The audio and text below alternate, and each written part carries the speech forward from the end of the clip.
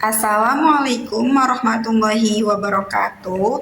Halo semuanya, perkenalkan nama saya Sa'dia dengan NPM 24 10 63 10 50 127 dari kelas 3C. Program studi Pendidikan Matematika, Fakultas Keguruan dan Ilmu Pendidikan, Universitas Singapura Bangsa Karawang. Pada video kali ini, saya akan menjelaskan poster yang berisi penelitian dengan judul Analisis Statistik Jumlah Sekolah, Guru, dan Murid SMA Kabupaten Cirebon tahun 2024-2025 menggunakan K-means clustering. Selamat menonton. Di sini ada hasil poster saya dengan judul Analisis Statistik Jumlah Sekolah, Guru, dan Murid SMA Kabupaten Cirebon tahun 2025 menggunakan K-means clustering. Ada juga kata kuncinya. Yang pertama, klasterisasi pendidikan. Yang kedua, kesenjangan sekolah. Yang ketiga ada K-means clustering, yang keempat ada analisis kuantitatif, yang kelima ada pemerataan fasilitas pendidikan. Nah, langsung saja kita masuk ke latar belakang penelitian. Yang latar belakangnya adalah pendidikan menengah atas atau SMA memegang peran yang krusial dalam menyiapkan sumber daya manusia yang berkualitas. Namun, pada dasarnya, data Dinas Pendidikan Kabupaten Cirebon tahun 2024 sampai 2025 teridentifikasi ketimpangan signifikan dalam distribusi sekolah, guru, dan murid SMA antar kecamatan. Ada sebanyak 9 kecamatan tidak memiliki satupun SMA, sementara Kecamatan Cirebon memiliki 53 sekolah dengan 1.550 guru dan 27.852 murid. Kondisi ini berpotensi menimbulkan kesenjangan akses dan kualitas pendidikan. Penelitian ini menggunakan K-means clustering untuk mengelompokkan kecamatan berdasarkan karakter pendidikan guna memberikan rekomendasi kebijakan yang tepat sasaran. Selanjutnya ada tujuan penelitian. Tujuan penelitian ini yaitu yang pertama, mengelompokkan kecamatan di Kabupaten Cirebon berdasarkan karakteristik jumlah sekolah, guru, dan murid SMA. Yang kedua, mengidentifikasi pola kesenjangan pendidikan antar kecamatan. Yang ketiga, memberikan rekomendasi berdasarkan temuan untuk perbaikan distribusi sumber daya pendidikan. Metode penelitian yang saya gunakan yaitu pendekatan penelitian deskriptif kuantitatif, menggunakan metode penelitian ex post facto atau kausal komparatif dengan pendekatan unsupervised machine learning. Variabel penelitian dan skala pengukurannya adalah jumlah sekolah guru dan juga murid, yaitu rasio dengan clustering. Nah, adapun teknik pengumpulan datanya yaitu data sekunder diperoleh dari Kementerian Pendidikan, Kebudayaan, Riset, dan Teknologi tahun ajaran 2024-2025. Nah, teknik analisis datanya saya menggambarkan metode K-means clustering dengan algoritma K-means, yaitu yang pertama ada inisialisasi, pilih K-sentroid awal secara acak. Yang kedua, asesmen, yaitu setiap data poin ditugaskan ke sentroid terdekat menggunakan jarak Euclidean. Yang ketiga, ada update, hitung ulang sentroid sebagai mean dari sebuah poin dalam klaster. Yang keempat, ada iterasi, ulangi step 2 sampai 3 hingga konvergensi. Selanjutnya ada hasil dan pembahasan.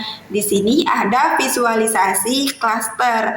Visualisasi klaster ini dengan PCA, yaitu dengan judul Visualisasi Klaster Kamins SMA Kabupaten Cirebon berdasarkan jumlah sekolah, guru, dan murid tahun 2024 sampai 2025. Nah, sumber datanya dari Kemendikbudristek tahun 2024-2025. Nah, adapun hasil clusteringnya yaitu berdasarkan analisis Kamins dengan K sama dengan 3 diperoleh pengelompokan sebagai berikut.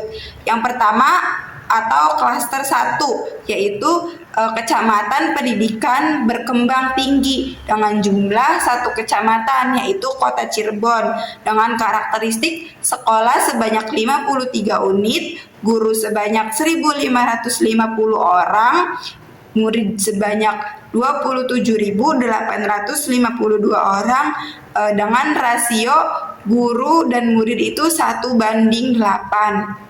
Nah, di sini juga ada hasil grafiknya menggunakan metode Elbau untuk menentukan jumlah klaster paling optimal pada Kabupaten Cirebon 2024-2025.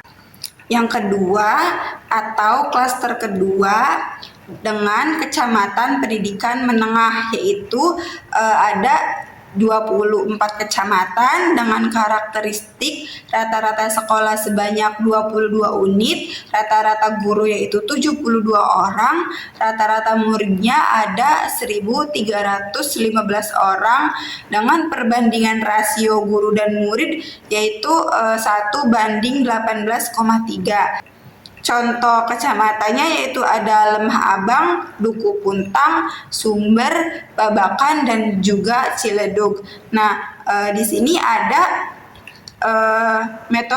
menggunakan metode siluet untuk menentukan jumlah klaster optimal Kabupaten Cirebon 2024-2025. Yang ketiga ada klaster ketiga yaitu kecamatan pendidikan yang teratas.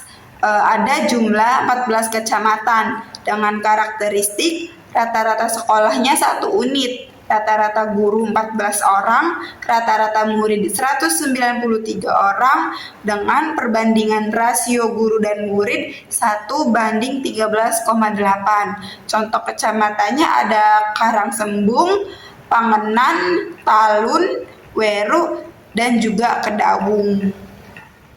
Selanjutnya ada kesimpulan. Nah, kesimpulannya analisis Kamins berhasil teridentifikasi 3 klaster kecamatan dengan karakteristik pendidikan yang berbeda dan signifikan. Terdapat kesenjangan ekstrim antara Kecamatan Cirebon sebagai pusat pendidikan dengan kecamatan yang ada di pinggiran, di mana 23,1% kecamatan memiliki fasilitas pendidikan terbatas dan 23,1% tidak memiliki akses pendidikan menengah sama sekali. Implikasi kebijakannya yaitu ketimpangan akses pendidikan berpotensi memperlebar kesenjangan kualitas SDM. Lalu ada konsentrasi sumber daya di pusat kota menciptakan ketidakadilan spasial. Dan yang terakhir ada keterbatasan pendidikan menengah menghambat mobilitas sosial masyarakat di pinggiran. Data ini diambil dari Badan Pusat Statistik Kabupaten Cirebon, yaitu dengan judul jumlah sekolah, guru, dan murid sekolah menengah atas di bawah Kementerian Pendidikan, Kebudayaan, Riset, dan Teknologi menurut kecamatan di Kabupaten Cirebon pada tahun 2024. Oke. Selanjutnya di sini saya akan menjelaskan analisis yang sudah saya buat menggunakan aplikasi RStudio. Nah, analisis yang saya sudah buat yaitu analisis klaster Kamins, jumlah sekolah, guru dan murid SMA Kabupaten Cirebon tahun 2025. Pertama itu kita menentukan nih library apa yang akan digunakan dalam analisis data ini. Nah, di sini saya menggunakan 5 library, yaitu ada TD Servers, digunakan untuk manipulasi data dan visualisasi. Lalu ada Facto Extra, digunakan untuk visualisasi clustering.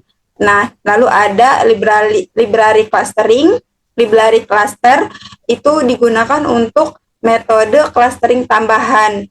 Nah, lalu juga ada library readXL digunakan untuk membaca file Excel. Lalu ada writeXL itu digunakan untuk menyimpan hasil ke file Excel. Nah, langsung saja ya kita running nih. Apakah ini sudah di-download atau belum? Oke. Oke, running. Nah, di sini sudah terlihat ya bahwa library-nya sudah terinstall dengan baik. Nah, lalu yang kedua ada kita memuat atau mempersiapkan data.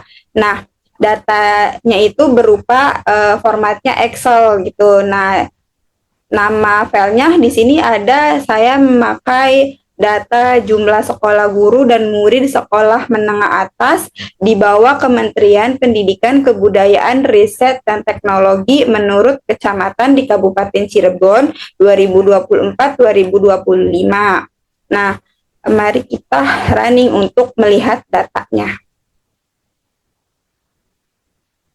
Oke, setelah itu kita masuk melihat struktur data nih. Di sini ada struktur datanya. Yang pertama ada head.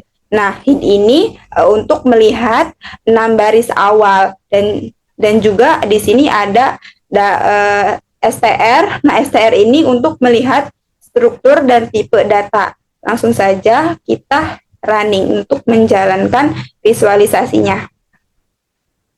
Nah, di sini hasilnya udah terlihat ya, udah ada gitu, si datanya udah muncul. Lalu kita akan membersihkan dan mempersiapkan data untuk clustering nih. Membersihkan data. Nah, di sini ada data cluster pakai data mentah, data kecamatan, sekolah total, guru total, murid total. Lalu kita akan mengganti nilai yang bertanda strip dengan NA. Nah, menggunakan across. Lalu juga kita akan mengkonversi ke numerik.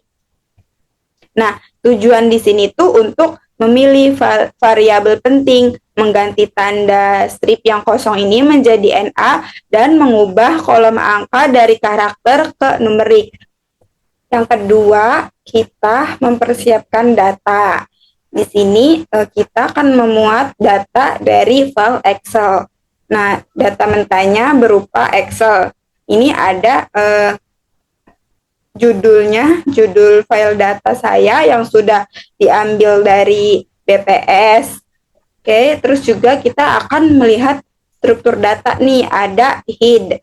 Nah, head ini digunakan untuk melihat 6 baris awal. Lalu juga ada STR. STR ini untuk struktur dan tipe datanya. Setelah itu kita akan membersihkan data dan mempersiapkan data untuk proses clustering. Nah, dan juga kita akan mengganti nilai yang kosong ini atau dengan strip dengan NA. Lalu juga kita akan mengkonversi ke numerik. Nah, tujuan ini tuh untuk memilih variabel yang penting dan mengganti tanda strip atau tanda kolom yang kosong menjadi NA. Lalu juga akan mengubah kolom dari angka karakter menjadi numerik. Langsung saja kita running dari ini, memuat data untuk memunculkan apakah data itu tersedia atau belum. Oke, ini sudah ada di sini, berarti tandanya datanya sudah tersedia. Nah, sini ada nih, ada beberapa kecamatan gitu yang nggak ada datanya atau nggak ada munculnya. Berarti ini kan adanya strip gitu. Terus kita running lagi. Nah, di sini ada juga nih hasil dari pemilihannya, data-data yang tidak tercantumkan. Kita akan running lagi. Nah, hasilnya akan seperti ini. Ini datanya artinya sudah siap untuk digunakan. Nah, langkah ketiga yaitu akan mengeksplor data dari awal, yaitu data statistik deskriptif. Nah, kita akan running datanya menggunakan summary data cluster. Di sini sudah muncul statistik datanya. Di sini ada kecamatan, sekolah, total guru, total murid, ada mean, median, dan juga ada modus. Setelah itu kita akan mengecek missing value. Nah, missing value. Lanjut. Nah, di sini ada total kecamatan, total sekolah, total guru, dan juga total murid. Kita running lagi. Nah, di sini tuh berfungsi untuk melihat statistik deskriptif, mengecek jumlah missing, NA di setiap kolom, lalu membersihkan data. Lalu juga kita membersihkan datanya. Oke, langsung saja kita running untuk melihatnya. Apakah ada error? Oke, sudah ke error. Nah, selanjutnya yang keempat ada standarisasi data nih. Nah, di sini tuh sangat penting untuk K-means karena sensitif terhadap skala. Nah, di sini menggunakan datanya data clean. Datanya data clean, langsung saja kita running. Oke, sudah ada, sudah muncul. Kenapa kita harus menggunakan data di scale? Nah, karena K-means ini sensitif terhadap perubahan skala. Misalnya nih, murid bisa ribuan, tapi sekolahnya hanya 1 sampai 4. Nah, tanpa skala ini variabel besar akan lebih dominan. Itu. Lanjut, kita akan merunning data numerik untuk clustering nih, hanya variabel yang sudah di-scale. Tadi sudah proses scale kan. Nah, sini sudah ada hasilnya. Lalu yang kelima, kita akan menentukan jumlah cluster optimal. Nah, di sini tuh saya menggunakan dua metode. Yang pertama ada metode elbow dan yang kedua ada metode silhouette. Kita running dulu yang metode elbow menggunakan fungsi R, FIZ, NB class. Kita running. Nah, di sini ada muncul nih grafik hasil dari metode elbow untuk menentukan jumlah cluster yang optimal.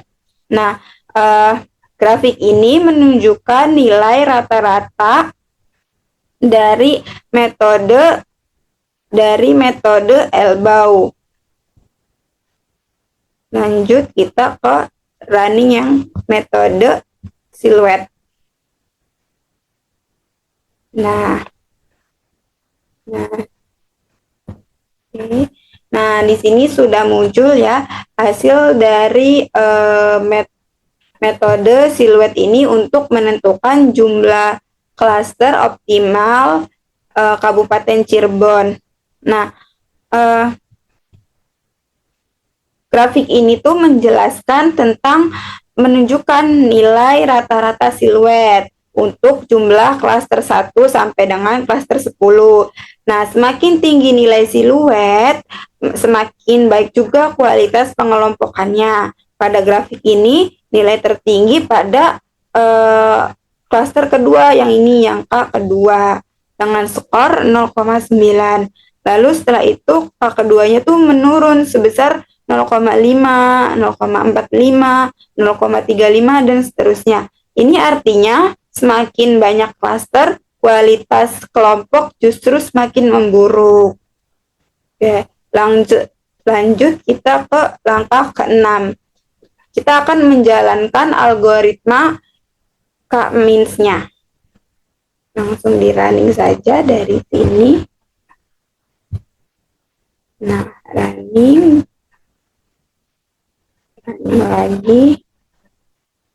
lagi sampai di titik yang ini. Nah, di sini ada klasternya K-means gitu kan, ada sekolah, skalat, guru, dan juga murid. Di sini juga ada clustering vektornya. Nah, ini juga ada beberapa komponen-komponennya seperti cluster, center, tooth, win, size, dan juga iter. Lanjut, kita running lagi ke yang langkah ke-7. Langkah ke-7 ini kita akan menambahkan label cluster ke data. Kita running. Nah, di sini datanya tuh kita akan menghitung rasio guru per muridnya. Jadi menggunakan perbandingan rasio guru dan murid.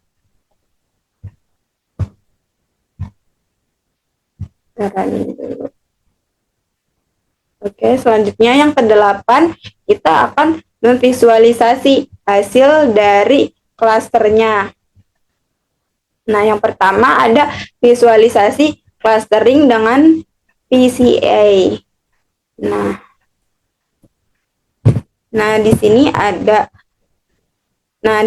ada grafik ya, grafik hasil dari visualisasi cluster K-means SMA Kabupaten Cirebon berdasarkan jumlah sekolah, guru, dan juga murid pada tahun 2024 sampai 2025. Nah, grafik ini merupakan proyeksi PCA yang mereduksi data 3 variabel menjadi 2 dimensi agar bisa divisualisasikan.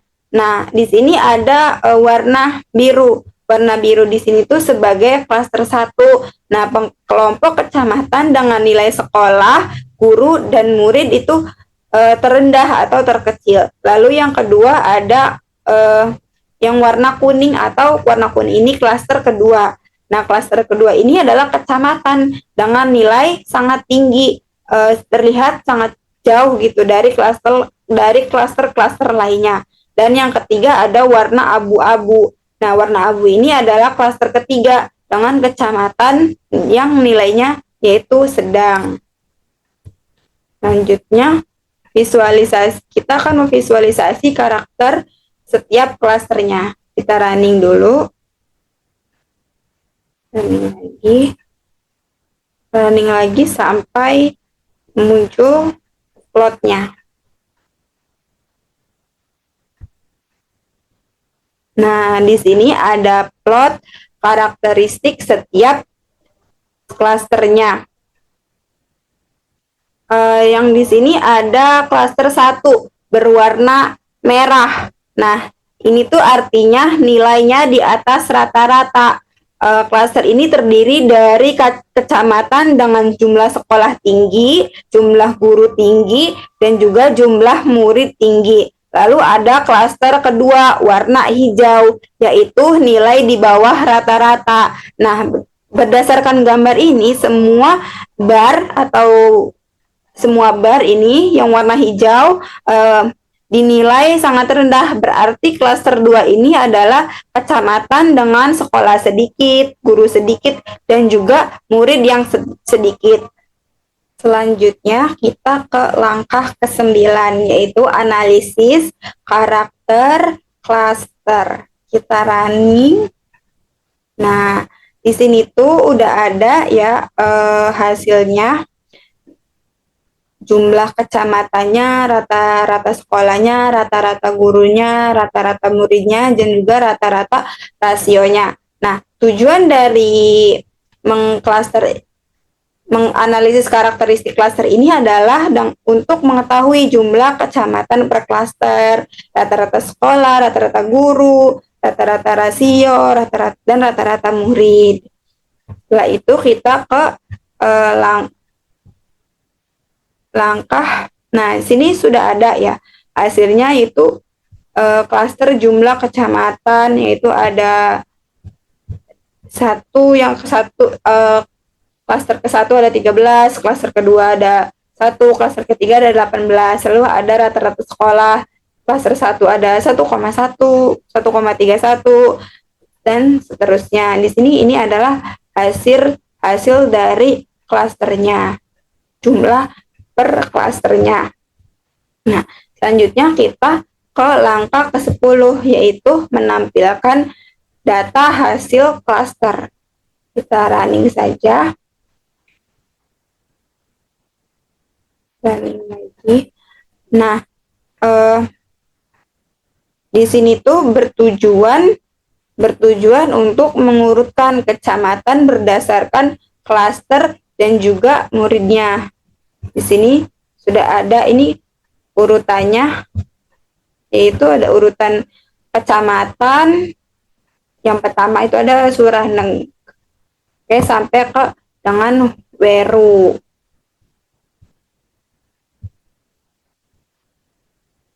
Nah,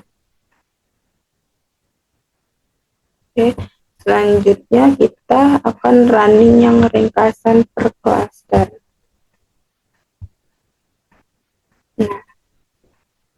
Nah, di sini ada ringkasan per klasternya.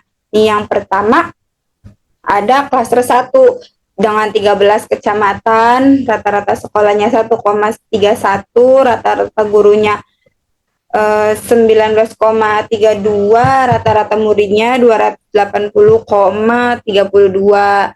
Nah, lanjut ke klaster kedua, ada 1 kecamatan, dan klaster ketiga ada 13 kecamatan. Ini hasil dari pengklasterannya. Nah, lanjut kita ke langkah ke-11, yaitu menyimpan hasil analisisnya.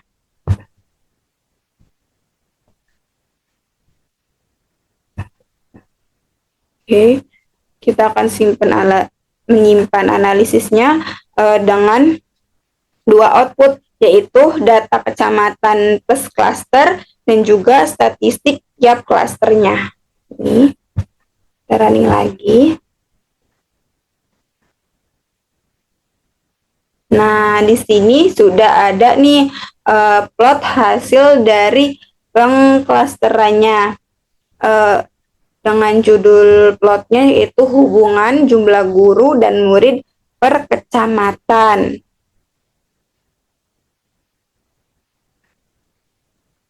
Nah, di sini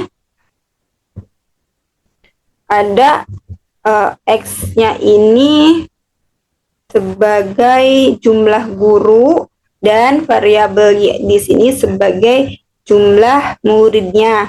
Lalu juga ada ukuran titik nih. Nah, di sini ada ukuran titik sebagai jumlah sekolah.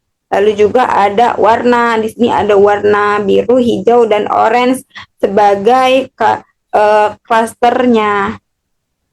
Nah, di grafik ini terdapat kecamatan Cirebon ini warna hijau klaster sebagai klaster kedua. Nah, berdasarkan paling kanan atas itu tuh ada jumlah guru paling banyak, jumlah murid paling tinggi, jumlah sekolah paling besar. Nah, inilah kecamatan yang menjadi outlier sehingga masuk klaster yang terdiri dari Kecamatan Waled, Losari, Pabedilan, dan lain-lain. Warna biru dan warna. Oke, selanjutnya kita akan merunning yang bagian box plot untuk melihat distribusi per klasternya. Kita running lagi sampai bawah. Nah, ini ada distribusi variabel per klasternya, yaitu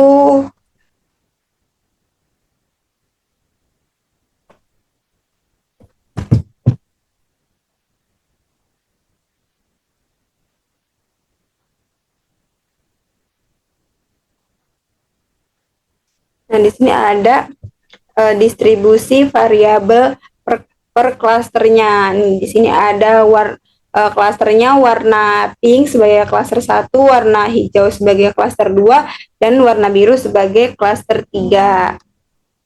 Oke, di sini jelas ya hubungan jumlah guru dan juga jumlah murid per kecamatannya. Oke.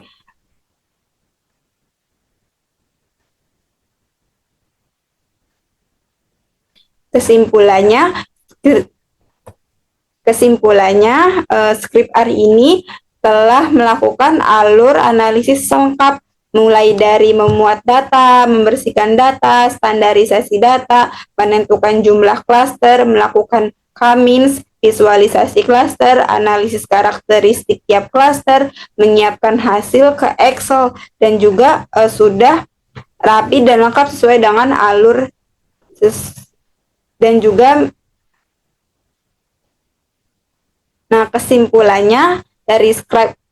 kesimpulan dari Script R ini ada lengkap ya, yaitu mulai dari memuat data, membersihkan data, standarisasi data, lalu ada menentukan jumlah klaster, melakukan K-means, lalu melakukan visualisasi klaster, analisis karakteristik tiap klaster, dan terakhir akan menyimpan data hasilnya itu berupa Excel.